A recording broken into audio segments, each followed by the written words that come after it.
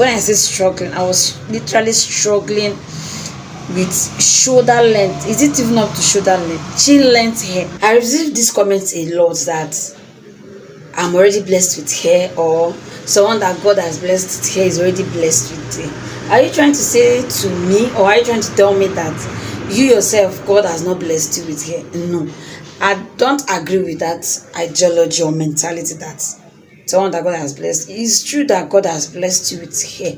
There's nobody that is not blessed with hair. God does not love me and not love you the same way.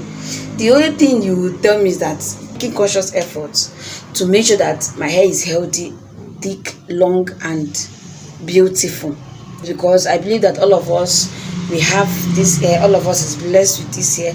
And another thing that you might tell me in terms of genetics, maybe this people in their genetics, they have long. No, it's not always like that. You can tell me that I have a fuller hair due to my genetics, or you can tell me that I have a scanty hair due to my genetics, or the rate at which my hair grows is faster than the rate at which your own hair grows. But in all, we are all blessed with beautiful natural hair, and God loves us equally, so that we don't have that mentality or continue to go with that mentality that God bless some people more with hair, and why other people God did not bless them with hair. Because that's the way it seems to me.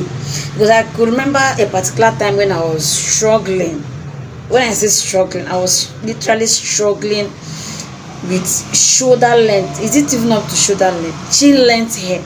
Because it remained in that position for years, and but due to frequent practice and hard work, research, and also looking for natural ways and remedies for me to use and grow out my hair, and over the years it has really paid off for me, of which that is the main reason why I am on here, to share with you guys my testimony and my results.